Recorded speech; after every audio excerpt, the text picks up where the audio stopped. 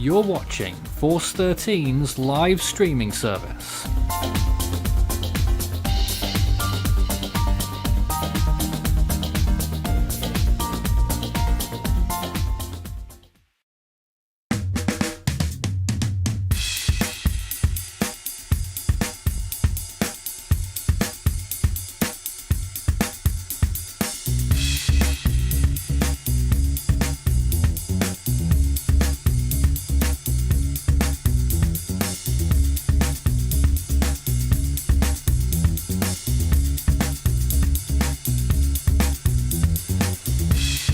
Force 13 Live, we're back again with Tropical Storm Eta, which currently has winds of 65 miles per hour and a pressure of 993 millibars, potentially on its way to hurricane status as it approaches the Florida Keys. Expected to make landfall there tonight. We're expecting it will be at about 1 a.m. local time. As it is right now, it's still out over the water between Cuba and Florida, and we'll be getting there, reaching the coast later tonight. Tropical storm force winds could be occurring on land already, if not they're pretty close. The Bahamas also in for potential tropical storm conditions. Just at the top of that hour, National Hurricane Center came out with an update, and just a little bit of news. The Hurricane Watch has been discontinued for the east coast of Florida north of Golden Beach. The Storm Surge Watch north of Card Sound Bridge to Golden Beach, Florida, including Biscayne Bay, has been discontinued, and the government of Cuba has discontinued the tropical storm warning for all of the central provinces that had that tropical storm warning. So on the back of that news, let me introduce my team right now, consisting of Christian and Strat this evening, a rather close-knit team for this hour. Hello. Good afternoon. Afternoon, evening, wherever you are. So, where do we begin with this storm? First of all, let me just say we're here yet again. I think we've done a record amount of live events for Atlantic storms this year. There's Eta right now. It's looking very poor, I've got to say, in the latest frames. The convection's been waning for quite a while, but the National Hurricane Center, I mean, you look at the water vapor imagery there. National Hurricane Center still thinking that this will get to hurricane status, and not just for a short period. They're thinking that it will persist as a hurricane for a couple of days out west of the Keys. Just the sheer level of disorganization with the storm, after crossing Cuba into sort of Bahamas region, is kind of, I guess, with really any deep convection displaced to the north and east of the center, reminiscent of Sandy when it was passed through the Bahamas. If you want to, I guess, comparison in the look, but they both look pretty disgusting, to tell you the truth. Now look at this. This is an incredible cone. It looks like one of those, satire cones. But this is a real cone showing that the storm is going to hook down there southwest off the west coast of Cuba. That's why the Tropical Storm Watch is still in place. And then jump up towards the north, and then another landfall in Florida by the end of the week. Yeah, I mean, right now at least it looks like, the Bahamas are getting the worst of their conditions right now. As the system moves to the west and then a kink to the west-southwest, it's going to enter warmer sea surface temperatures, and Shear is going to decline pretty markedly to the point where they do say it'll become a hurricane. And then the breakdown in steering currents is going to have it basically stay in almost the same spot from late Monday to the middle of the day on Wednesday before a trough erodes at one of the high pressure areas that'll be keeping it in almost a holding pattern. It's going to be able to kick off to the north and northeast back into Florida. Despite the insane wind strength that this storm had early on in its lifetime, if you were to look at the warnings and surface wind map and see the path the storm has taken to date and then throw the cone on top of that, imagine how obscene that is. This is still a very large rainfall threat, again, as one of its largest concerns, not just for Central America now, but parts of southern Florida are still expecting an additional 6 to 10 inches of rainfall in the next 5 days right now. So on top of the damaging wind concerns and some of the storm surge watches and warnings in place, persistent rainfall that's going to last for several days. This thing doesn't move too much and has the chance for a lot of its convection to stay off to the north and east of the center is going to be a persistent threat. And yet again, we are monitoring multiple systems around the world. We're looking out towards the Western Pacific. Look what we have here. Tropical Storm Eta has been named by the Japanese Meteorological Agency. It's the one on the left-hand side of the image there in the South China Sea. That's yet another tropical cyclone that will be impacting Vietnam.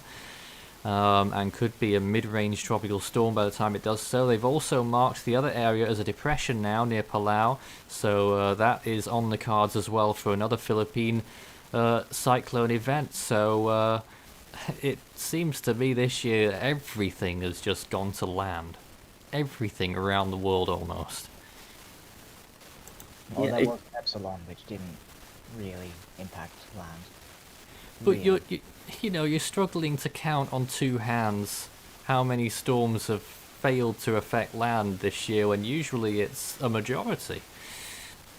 Most That is- people, I mean, people don't realize how many storms we get in a year because most of them don't affect land.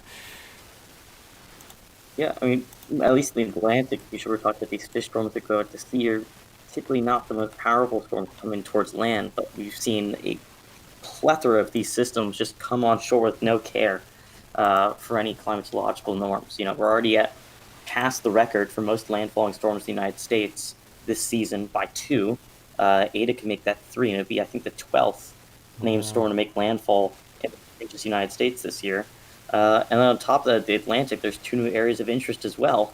One of them, which could be one of those that tries to stay more out to sea because it's well in the open Atlantic right now and just going eastward towards the Azores or Canary Islands. But there's another area of interest in the Caribbean Sea that has a 20% chance of development now in the next 5 days, on top of Eta, on top of the Western Pacific threats as well. Yeah, just as we switch rooms here, the Atlantic looks like this right now. You can see both the systems. On the right-hand side, you can see that other area that will be developing potentially into a subtropical or even tropical cyclone in the eastern Atlantic.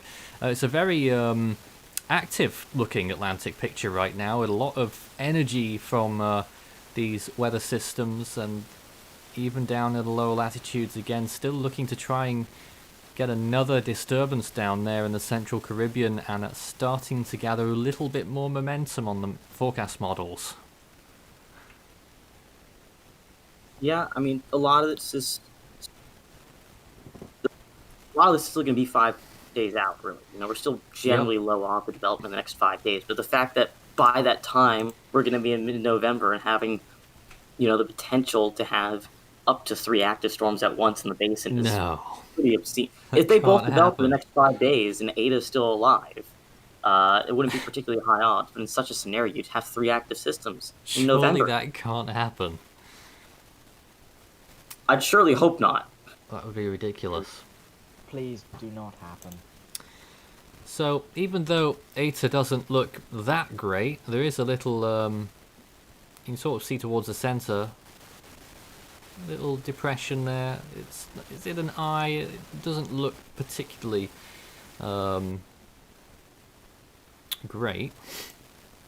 Just trying to think of a different word just then, but it is trying to go at hurricane status. Yeah, I mean, despite the dry air intrusions and 25 knots of That's wind what it shear over is. Yeah, the northeastern side not looking so great. That looks more like dry air intrusion than an eye developing. Yeah. But this storm has a massive bulk of convection and moisture around it, north and east, and that's part of the reason why this is going to be a huge rainmaker. National Hurricane Center still expecting, or at least last time I saw, let me just double check this. National Hurricane Center, just read out the latest from 4 p.m. advisory just now. They're expecting in Jamaica an additional 1 to 3 inches, isolated maximum storm totals of 15. Portions of Cuba an additional 2 to 5 inches with isolated maximum storm totals of 25. The Bahamas an additional 4 to 8 inches, isolated maximum storm totals of 15. Portions of central and southern Florida, including the Florida Keys, storm totals of 6 to 12 inches with isolated maximums of 18. Storm surge also a potential threat, 2 to 4 feet from Bonita Beach to Card Sound Bridge, and the Florida Keys from Ocean Reef to the Dry Tortugas, including Florida Bay. 2 to 4 feet for those areas and that's the highest expectations. So with all that in mind, and we've already seen what this storm has done in Central America, we're still getting images through every day about the flooding issues there from this storm chiefly, when it made its Category 4 landfall. I don't know if any of you want to touch on that, and its rain threat still to come. Yeah. I mean, some of the imagery and videos I've seen, at least out of Nicaragua, they're just, it's hard to watch the damage, at least from flooding and rainfall, not even getting into storm surge and landfall area winds is immense. You've really seen videos of entire townships flooded over. We stressed the potential rainfall risk of this system back then, and just really unfortunate to see a lot of it come to fruition. The death toll, unfortunately, has been the highest of this season for any storm. Hopefully, we don't really see that rise any further. But this really has the potential to be an extremely damaging storm for Central America. And even now, as the bulk of the system is out of the Caribbean, lingering impacts from people having to recover back where this first came ashore in Nicaragua through its path in Central America, and even still expecting more rainfall in Jamaica, which has been hammered by continuous rainfall in this storm.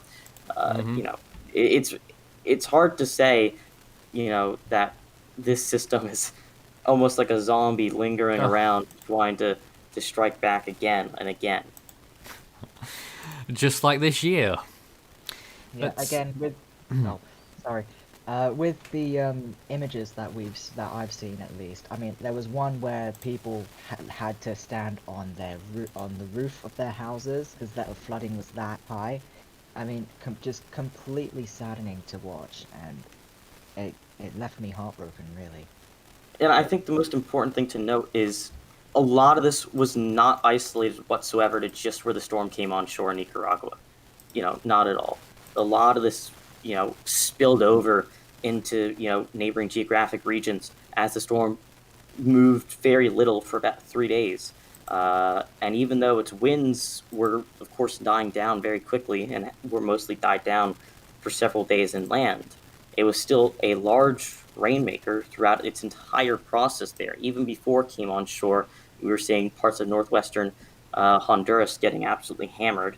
And, some of the helicopter shots that we've seen so far are just catastrophic to watch. Yeah. So Cuba inside this storm still for a little while longer. The edges of it just rumbling along the northern coast there. The Bahamas getting a lot of weather right now. You can see the eastern bands. The storm, in terms of structure, is, I suppose, not... Well, it's certainly not balanced, is it? The eastern side, the northern side, has got an overwhelming majority of the convection and energy with this storm. But this is quite normal to see in a November system. Convection, once it gets outside the Caribbean Sea, it's not a surprise that's starting to struggle. And if you look at it just at face value, that's sort of... you wouldn't want to say not fully tropical, because it is, but it does have that appearance where it doesn't have as much... We know the sea surface temperatures are lower here than in the Caribbean Sea. It's quite clear to see that. Yeah, I mean, absolutely in that regard, too. Of course, it is still fully tropical, warm core center, tropical storm force winds pretty close to that as well. But a mix of dry air coming in from the south, in part just because of the actual atmospheric humidity, and then also landed traction, a bit drier coming in from the south side, wrapping in, and then also 25 knots of shear displacing convection off to the north and east. You definitely get what you would assume if this were, in its formative stages rather than an already developed system, to be more hybrid in nature. But we know better than to actually say that based on our actual knowledge of the storm. I do imagine it will consolidate a little bit better fairly soon with regards to its appearance, if not before the Keys, then after. Here's hoping it's after, obviously. Although, after that, well, we'd hope it doesn't happen at all, but realistically, it looks like it will strengthen a little bit more. Wind shear, as far as I know, I was told this earlier today, I've not checked the models in a little while, on its way down? Yep, that is true. Right now, we're looking at shear around 25 knots, which is very inhibitive. That's around 30 miles an hour at the upper levels, trying to displace thunderstorm activity and organization away from the center. As it moves west and then west-southwest into the Gulf of Mexico. Not only is it going to have those warmer sea surface temperatures going up to over 28 degrees Celsius, but wind shear is going to drop all the way down to around 10 knots. So that's why they're expecting this to become a hurricane again, not just because of one particular thing. It's a mix of those two factors that are giving them confidence that this will be able to organize better and regain hurricane strength for about 2 days on their forecast. They're saying it's going to be a hurricane before a new weakening trend ensues. But I will say the most notable thing, to me at least, in their updated forecast intensities that have just come out, is that they're expecting Eta to maintain intensity a bit better when it moves to the north and northeast towards Florida again in between days 4 and 5 than they were prior. Well, we're looking at the radar right now from Miami, and it's very clear to see that the northern side of this storm is quite well established. You can see it all along there, wrapping around the eastern side as well, and probably the south too. Where there is a question mark is this area here. Is it open? I think it might be, looking at that. Have Recon confirmed that at all? I imagine that that is probably an open eye wall with the dry air stemming in from that direction out there, as we've been watching on the satellite imagery, is my take on it. They haven't had new recon in for a bit. Their last recon flight did its last pass, I think, around 4.5 hours ago or so. Really, that long? They are sending in a new one, but I mean, just based on what we've seen, there's no way there isn't at least some fragmentation going on here in terms of the structure of the system. It's obviously struggling. That much is apparent, but it is still anticipated to gain some speed again. This here, we've got at least 3/4 of an eye wall there. That tells me that it does have a solid basis to intensify. Yeah, if it fills that perceived gap, whether it is or not, we're not sure. Yeah, I mean, I'd agree with that. I do think the infrared satellite imagery is definitely misleading if you just look at that and assume, oh, this is what's happening to the storm based on that, because the radar and visible, do tell the better story about the actual structure of the storm. The National Hurricane Center is expecting intensification next 24 to 36 hours, and part of its structure not being just completely, torn apart like you would see in some other storms at this time of year is the reason for that. Let's take a look at the weather around Florida right now for those that are interested. You can see a few areas that are blowing through now. Port St. Lucie, by the looks of things, just had a significant shower. The western edge of Lake Okeechobee there, some downpours there. Through the Everglades, getting towards Marco Island, looks like there's significant rainfall there, and not far from Miami, north of there actually right now, and along I-75, significant rainfall by the looks of things on that live radar look, and creeping towards Tampa as well. Yeah, we've had some focus at least on whether or not the storm's going to be able to strengthen over the next day or so. But I think the important thing, regardless of that, for people to keep in mind when following Eta, especially if you're in Bahamas, Florida right now, is that regardless of its exact intensity, much of the system, or at least the core of it, is going to remain offshore for most of the next 5 days, other than its brush with the Florida Keys tonight into tomorrow. But regardless of that, the fact that convection and thunderstorm activity is displaced off to the north and east, even when this gets more organized, the remnants of those thunderstorm activity being off away from the center means that you're going to get enhanced rainfall in areas that aren't getting the center at all for several days. And that's why if you pull the National Hurricane Center's expected rainfall graphic, well up central Florida of the peninsula, just south of Tampa, they're still expecting 2 to 4 inches of rainfall. Miami-Dade County and a lot of South Florida is expecting an additional 6 to 10 inches of rainfall, still regional, not localized peaks. So that threat's going to persist regardless of the exact intensity of the storm. Of course, we'll be taking questions again tonight in this stream as soon as I can get to them. Today, of course, still on the east coast of the US, 4:19 p.m. I imagine we'll be doing, I don't know what exactly the schedule is going to be, because I won't be here later for the landfall, which we're expecting to be at about 1 in the morning Eastern time. I have no idea what our schedule is. I imagine there'll be videos around somewhere on here. So let's take some questions. Will Nassau, Bahamas get tropical storm force winds? This graphic shows you that it's definitely possible right now, just on the very edge of the tropical storm wind field graphic. And although I must say, if you've not received that yet, then chances are going to start to fade now as the storm starts to move away. What about the two disturbances in the Atlantic? We'll get more on that later, but we did discuss that a little bit earlier. Start your message with Force 13 all in text in the comments section. What are our thoughts on the HWRF model? Oh god, I haven't seen that This yet. can't be good. No, I The haven't seen HWRF that. tries to, go up to the higher end of any expectation for storm this year, and unfortunately, a good amount of times it has been correct. Right? If it's It trying wants to a category intensify- 3. Okay. Oh god. All right. Well, let me take a Oh, look at this real no. quick It first. wants, hold on, it wants a category 3 dangerously close to Tampa Bay on day 5. It's Don't unless put any these- credence into that.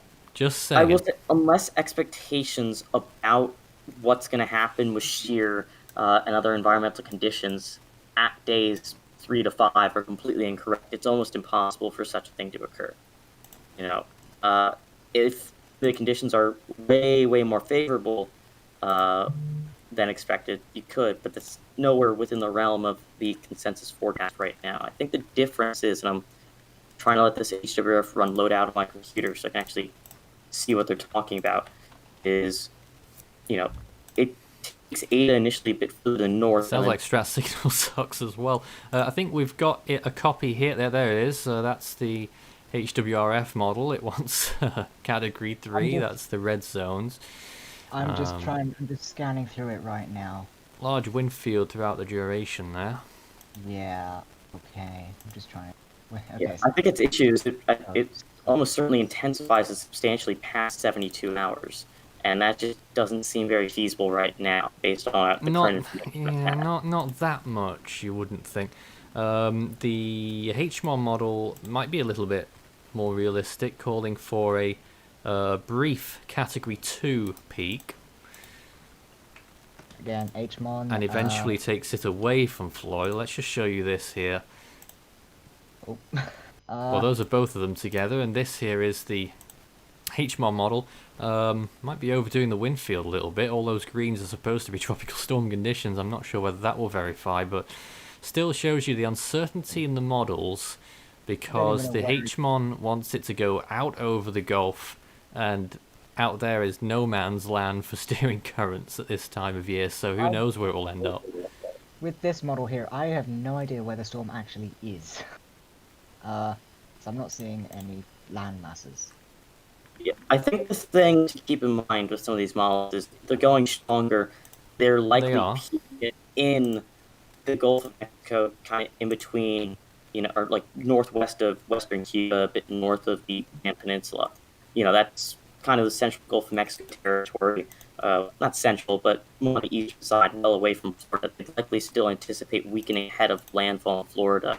But still, regardless of act intensity that it has when it tries to come back land again, won't detract from the risk that's held.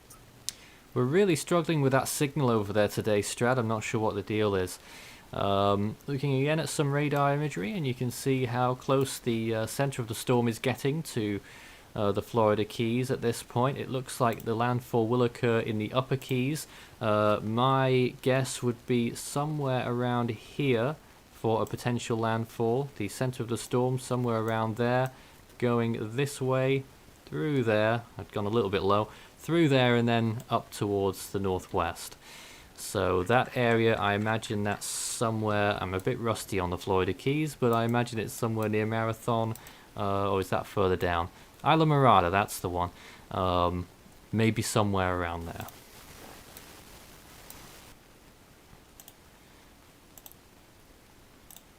So try and get that back working again. So let's take a look again at some of the rapid scan satellite imagery once more, and here it is again, and you can see that dry air's really got a hold on this storm right now. Yeah. Let's take some more questions. How large is the storm currently, and is it currently contracting or expanding?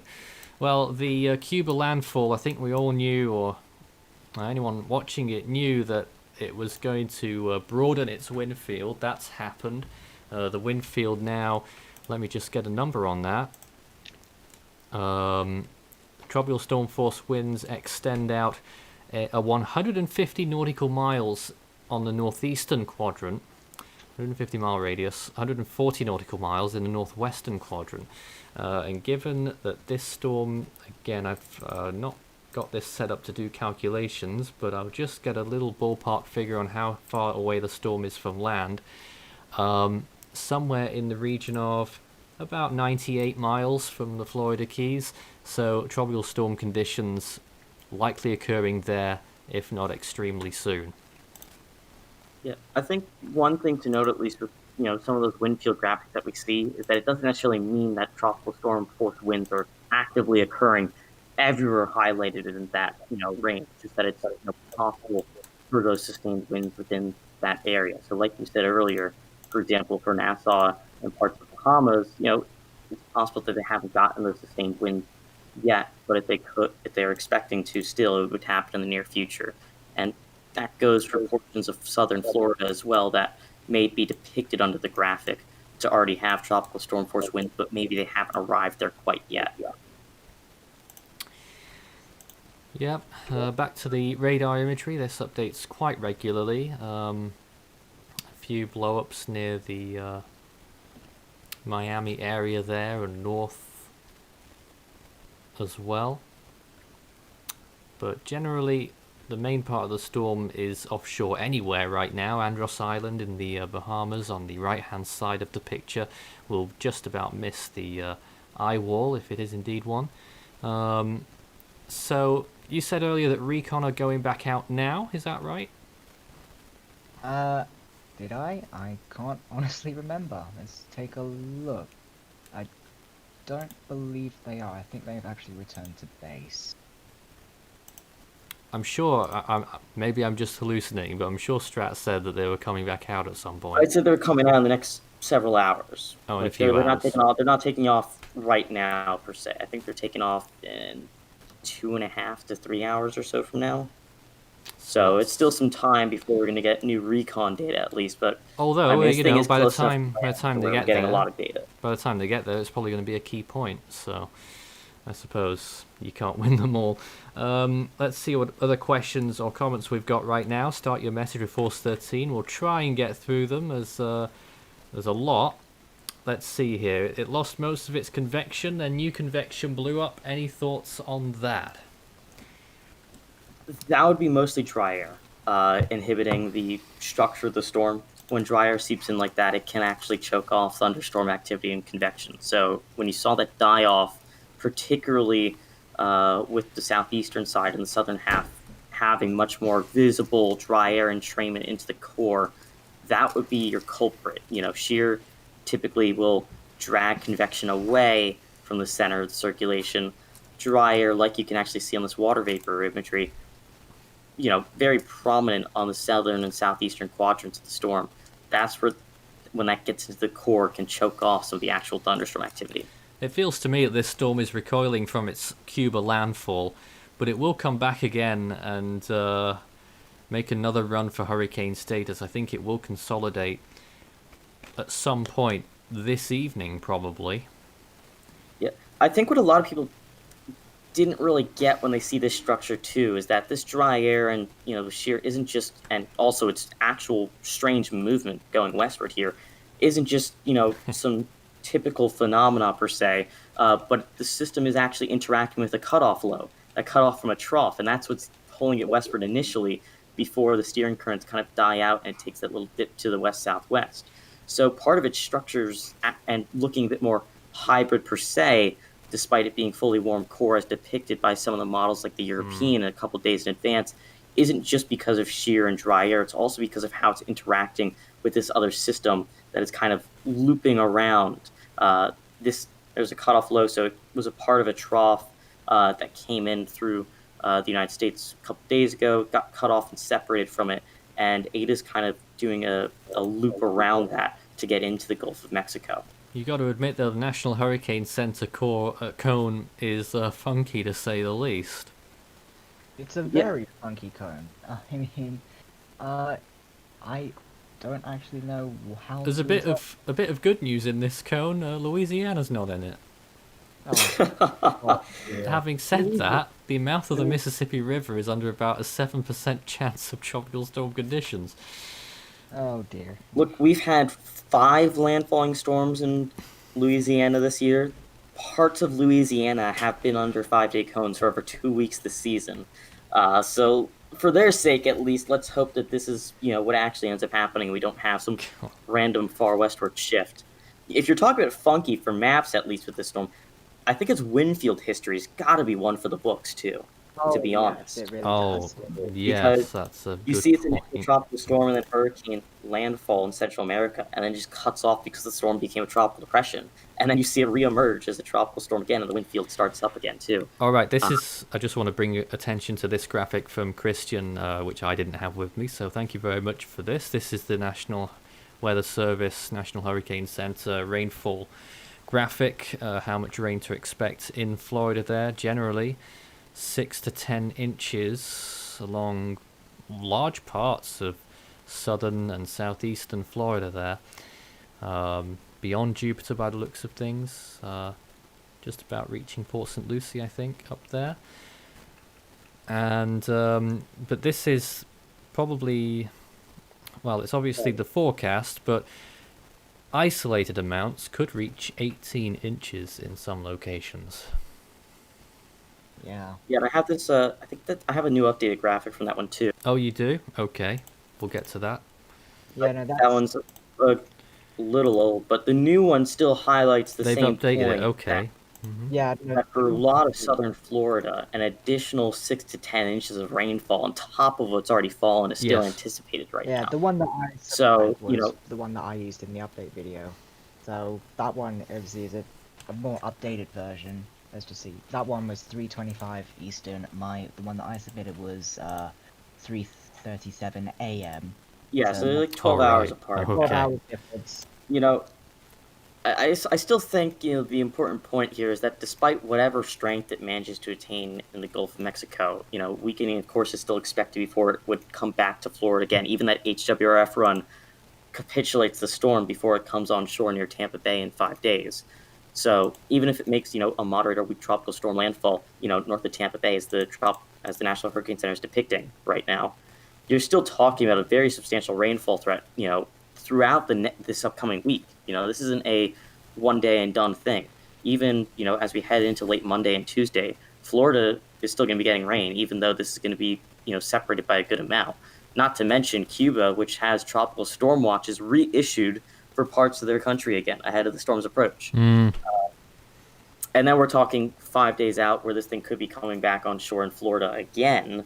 Someone was asking what's, for the rest of Florida. I was just checking here, just a minute, the storm total rainfall so far. So, people might have been having a bit of a sigh of relief when they saw this graphic show less rain than the previous one, but that's 12 hours later, and I can tell you the storm total rainfall in one or two areas, it's very temperamental, this imagery that I'm just looking at on one of my other screens for radar storm totals, but near Fort Lauderdale, I think, just inland, there is an isolated area that's had, I think that is 6 inches already. Yeah, I mean that's kind of what happens when you have a storm that's initially sheared pretty off. This thing's been bringing rainfall to the area substantially before its center got to where it is right now, to where it's visible just offshore of the Florida Keys, because the wind shear was so prominent in it. Stripping convection and thunderstorm activity away. That's kind of the unfortunate scenario where some of that rainfall could start accumulating well ahead of time, before the storm's actual closest approach to land. Let's get some more questions. Will Melbourne, Florida get tropical storm force winds? It looks like it might miss tropical storm force winds for the moment, unless the storm decides after the Keys it's going to come back into the Florida Peninsula. I think that is what it's forecast to do. It's sort of, some models aren't forecasting that, some are. it's still a split at the moment. National Hurricane Center siding with the peninsula. Close track, if not a landfall. Let's see what else we've got. More questions about the typhoon season as well. How bad it's been for Vietnam. It's been a terrible season for them. They've had storm after storm over there. I mean, particularly in the last month, too, a lot of the season, not just for the basin as a whole, but, Vietnam in particular was pretty dry. Not a lot of storms in general. The past month to month and a half has seen this train of low-latitude storms in the Western Pacific develop, either in the South China Sea or before the Philippines, crossing the Philippines, like we saw with Malave and Goni, and then into the South China Sea. Whether or not they actually intensify there or weaken, they still come into Vietnam, and particularly with this system that's just developed, into central Vietnam. And that system there right now, that's Tropical Storm Eta, by the way, which is basically Eta but with a U at the end. No. You couldn't have scripted it. We have Eta and Eta both active right now. That is really getting its act together. That could even be a high-end tropical storm in Vietnam there. Vietnam does not need another tropical storm. No, I think the issue that we're really seeing for Vietnam now, on top of just storm after storm, the fact that they're pretty close in order means that a lot of the ground's already going to be extremely saturated. This thing's coming on for a landfall in a pretty similar area where both Malave and Goni made landfall.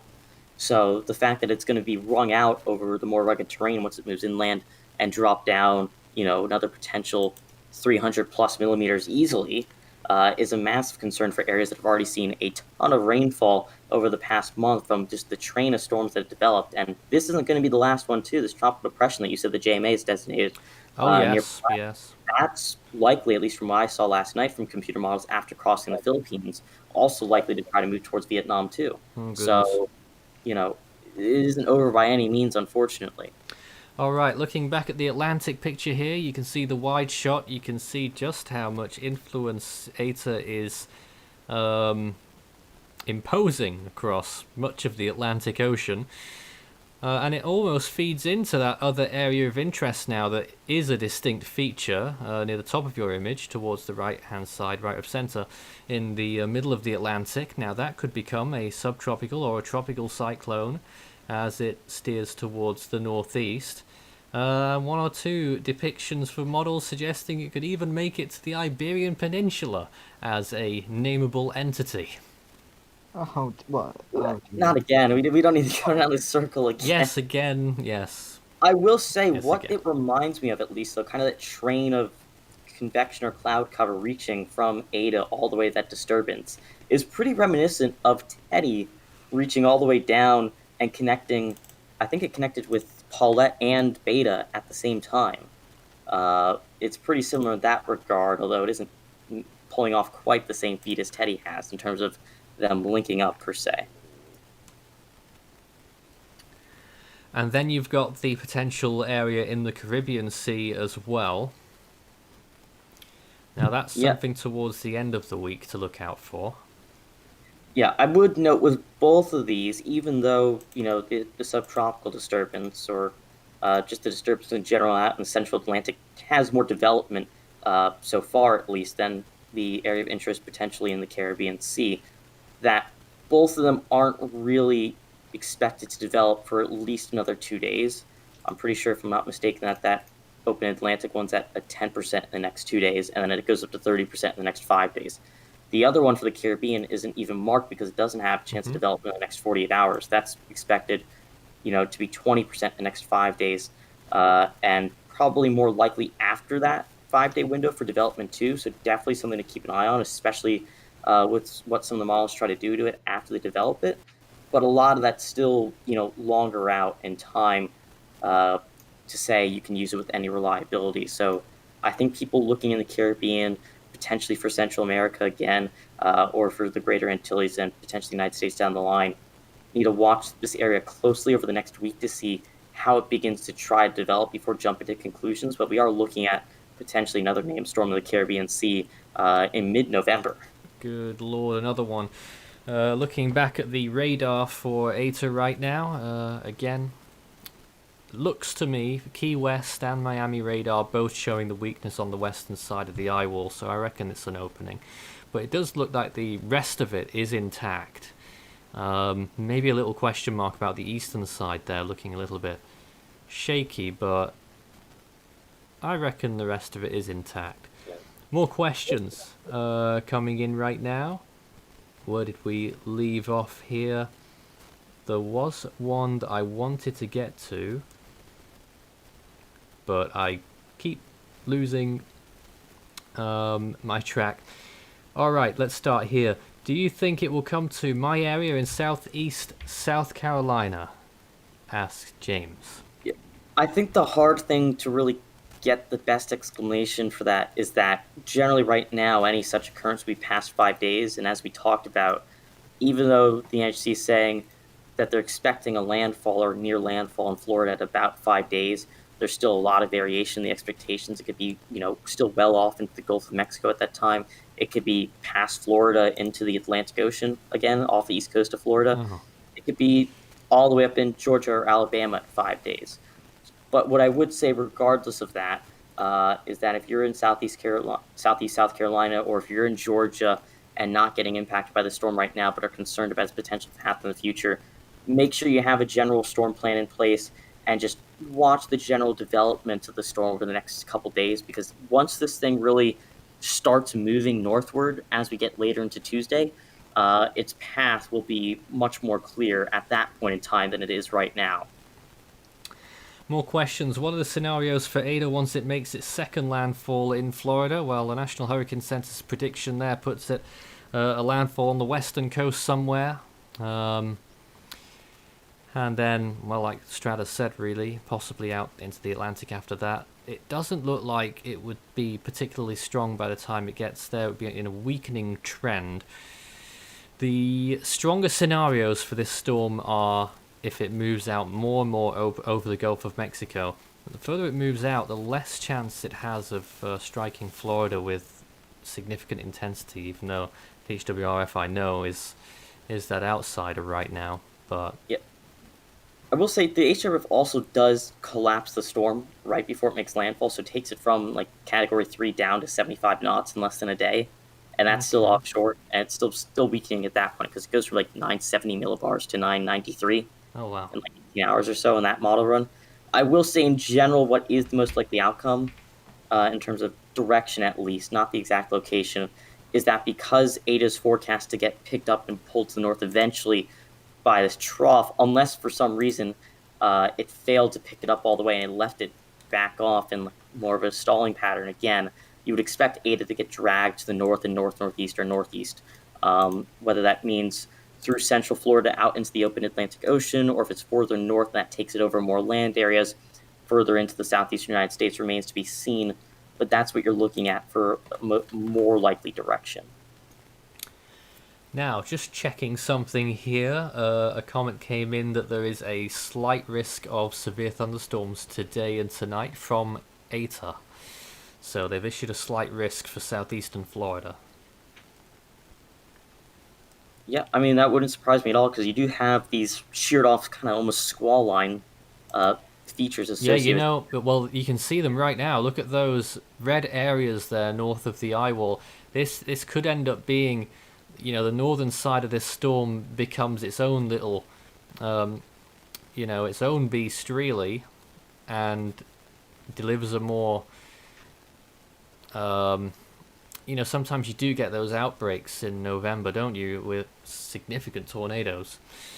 I think this goes to reiterate the important point for people that impacts occur well away from the center of a storm and well outside even the cone of uncertainty at times too.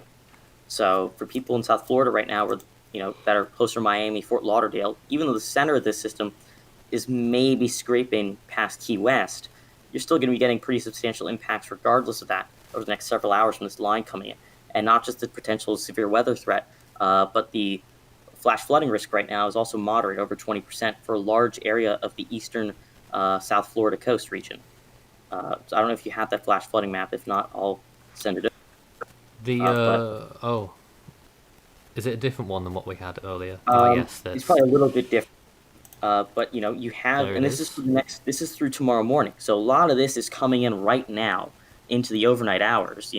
I'm up here in the Northeast, and it's already pretty dark here before 5 p.m. Of course, you got a little bit extra daylight in Florida, but within the next couple hours, there's going to be potentially a lot of rainfall, causing substantial flash flooding risks into the evening and overnight hours, and still through the next day into Tuesday morning. More of southern Florida is still going to be in a more slight risk of about 10%. But tonight, really, at least for Miami, Fort Lauderdale, eastern portions of Miami-Dade, Broward County, this is your worst risk area for flash flooding and probably severe weather activity as well. As the system moves out into the Gulf of Mexico and gets a better structure, it's going to be at least a bit more symmetrical for a while, and you won't have as many detachments like this. But it'll still be a risk even then. Yeah, just to point out on that map, the yellow zone was slight. It was cut off on that graphic. People talking about how wacky this storm's track is. People talking about how wacky the GFS is.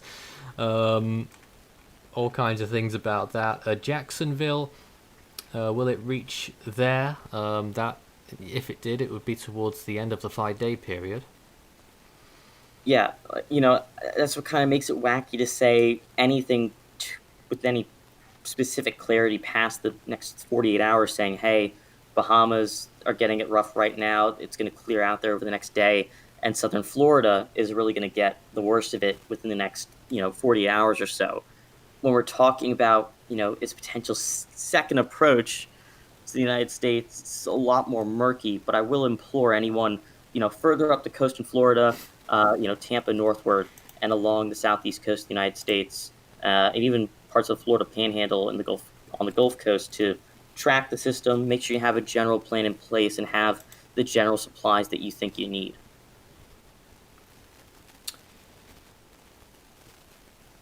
So looking back at the storm right now, let me just read out again the latest information from the National Hurricane Center regarding Tropical Storm Eta as of 4 p.m. Eastern Time.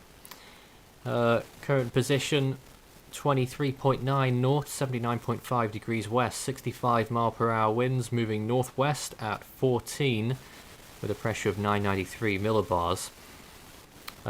If you tuned in earlier or tuned into the National Hurricane Center before their last update, you'll know now that the Hurricane Watch has been discontinued for the east coast of Florida, north of Golden Beach. The Storm Surge Watch north of Card Sound Bridge to Golden Beach, including Biscayne Bay, has been discontinued. Cuba has discontinued their tropical storm warnings. Tropical storm watches remain in effect for the western part of the island. And a storm surge warning then remains in effect for the Florida Keys from Ocean Reef to the Dry Tortugas, including Florida Bay. That also applies to hurricane warning, same area. Storm surge watch for the Florida coast from Bonita Beach to Card Sound Bridge. Hurricane watch from Golden Beach to Bonita Beach. Tropical storm warning for the northwestern Bahamas. The Florida coast from Brevard Volusia County line to Englewood and Lake Okeechobee. And a tropical storm watch for western Cuba, as mentioned, and the Florida coast from north of Englewood to Anna Maria Island. That's the very latest from the National Hurricane Center. I would imagine that unless this becomes a hurricane, they probably won't go for the hourly updates. Yeah, do have to concur with that as well, especially because it isn't really.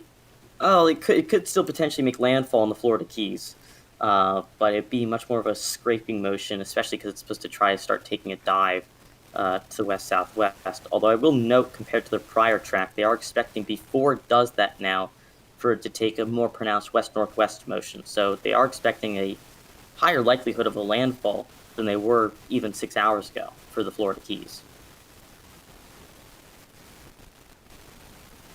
And I do think also a question to clear up too, someone's saying before it turns north, and I'm assuming they're saying, later this week, middle of the week, the track has it west-southwest towards the Yucatan Peninsula, and they're asking if there's any chance it continue that direction.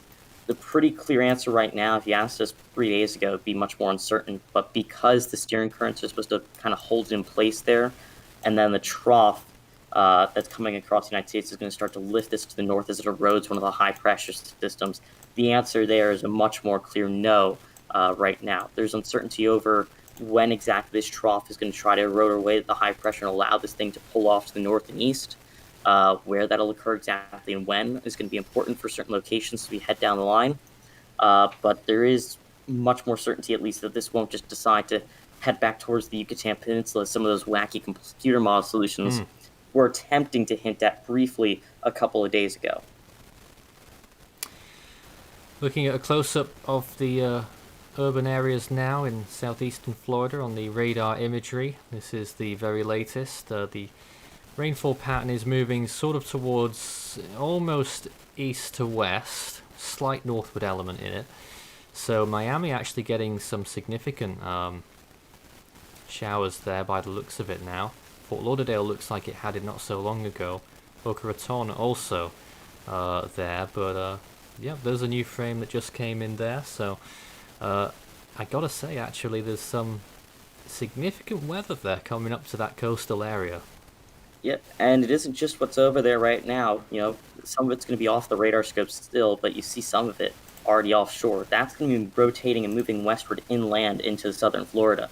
So the next few hours are going to be particularly rough for the Miami-Dade County area, even up into Broward County too. This is base velocity right now, and it's not easy on the eyes, I gotta say, but let's just see if we can get any numbers out of that. Yeah, decent amounts of wind aloft, but not on the ground level. Let me just get that off because it's so bright. So, yeah, I'm a little bit concerned about that red area. Red usually means dangerous.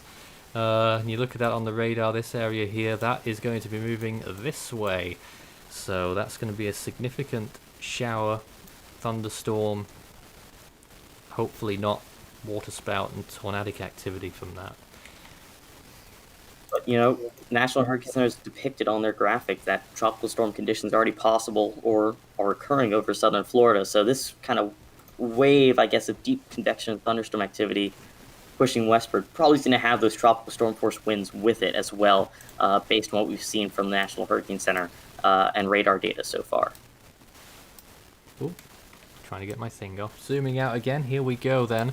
Back to the storm itself. Of course, a big part of the storm is, and again, look all around here, not just that area that's getting close to Miami, but let's just see if we can animate this. So there it is, rocking the imagery now. And if we draw a line, it's all sweeping around this way, and it's all going in one direction there. All towards southern Florida. So it could be a very busy evening.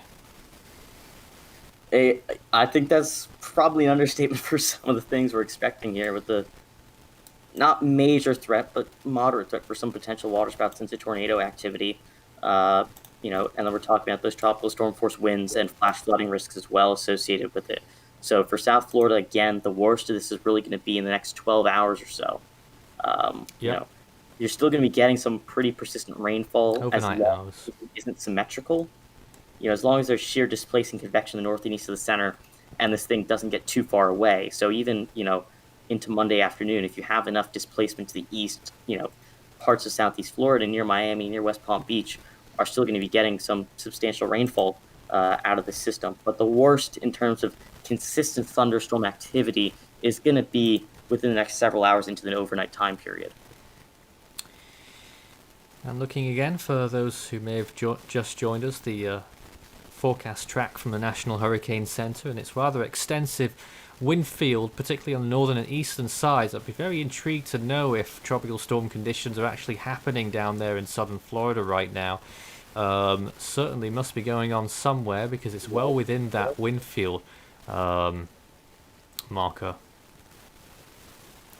Yeah, and even if it isn't yet, this large line of thunderstorm activity that's coming onshore based on the radar velocities you're seeing, those aren't necessarily the surface winds, but even if you damper those down a bit to be more reflective of the surface winds, those would be at or near tropical storm force conditions coming onshore in the next hour or so, or even less, based on what we're seeing. So, even though the center of the storm is passing a bit to the south, storms in the northern hemisphere go counterclockwise, these storms and thunderstorm activity are going to be coming from the east to the west straight into Miami-Dade and Broward County. Just seeing if we can check the Key West radar here. And predictably, when we want it, it never loads. Oh, no, there it is. Alright, so that's Key West right now. I've got to say, not much going on over the Florida Keys right now.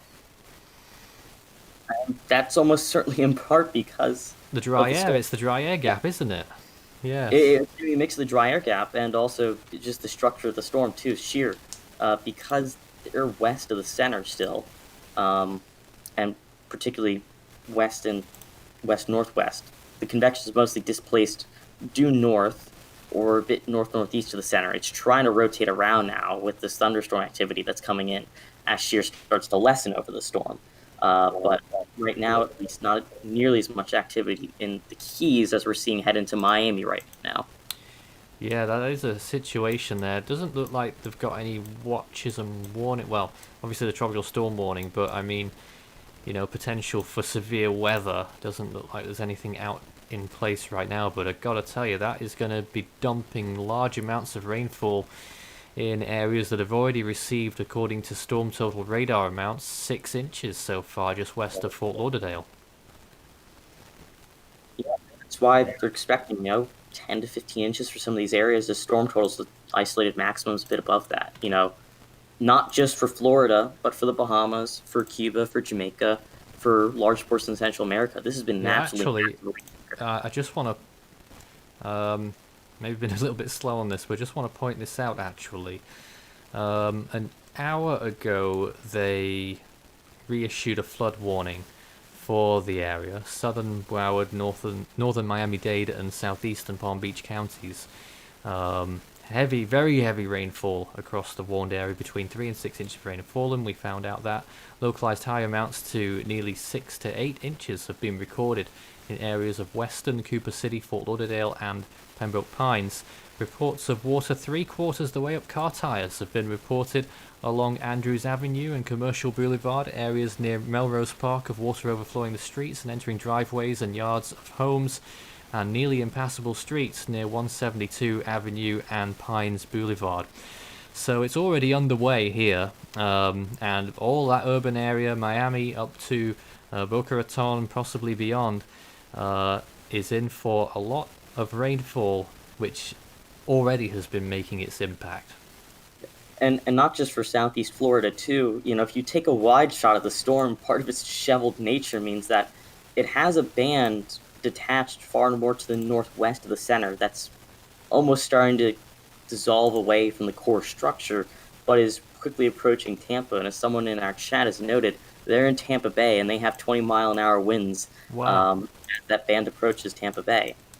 So if you take a bit of a zoom out shot of the past several hours, you'll see kind of a band feature on the northwest side of the center detach, and that's what's pushing towards Tampa right now. So they could be getting some rainfall in the next several hours from that. Just having a little look at Tampa there, you can see it here. So modest amounts of rainfall over the area right now, sporadic as well, but that is going to gradually increase. And you can look up towards Orlando and Daytona Beach as well, getting very much the same deal as Tampa right now. And just a general reminder as well for people up along the Florida coastline, whether you're in Tampa, where there's some gusty winds from a potentially incoming squall line, to Southeast Florida, where really in the thick of it, even up into the Panhandle and the rest of the peninsula, not just to have your general plan in place in the upcoming days, so this thing really starts to come towards you with much more clarity. But even now, when it's further away, I know at least up here in the Northeast, it's been very warm the past several days. It's definitely been warmer down south too, in Florida. Avoid going into the water in general too. We talk a lot about the rainfall and wind threat and other flooding concerns, but rip currents and rough seas will also be very particularly dangerous as well. So even if it's a nice, I really hope no one's doing that by nightfall, Strat. Well, a lot of people do. Yeah. I'm hoping no one that's watching this right now does that, but people do that stuff a lot of the time. So well separated from the center of the storm, through portions of the Gulf Coast and up the eastern seaboard, in the Bahamas, through parts of the Greater Antilles. That's going to be a risk. for people on top of that. So make sure you're being responsible. Although I guess I was thinking more about the landfall zone. But Oh, yeah, no, I especially, get it. especially the landfall zone. But broadly up and down coastlines that are well separated from the center, that will be a persistent risk over the next several days. No, of course. It could be quite a few days as well as this storm continues to potentially crank it up as it enters the Gulf of Mexico. Will this be a big late season surprise for the western coast of Florida? Here's hoping not. But for the time being, it's the southern part that's getting in on a real amount of rain tonight, with flooding already on the brink of occurring properly along the southeastern coast. The Florida Keys will probably get some significant tropical storm force winds later tonight, as the storm is probably going to make landfall somewhere in the upper Keys and then out over the Gulf of Mexico. National Hurricane Center not sure where exactly it's going to go just yet. Models aren't sure either, but at the minute it's trending towards a West Florida landfall on Friday. So I think we'll be here quite a few more times, but that's all from us tonight. We'll have another live event tomorrow, most likely. I'm not sure exactly when, but subscribe to our channel and you'll get notifications to keep you posted on the progress of that and any other video updates that we put out on Force 13.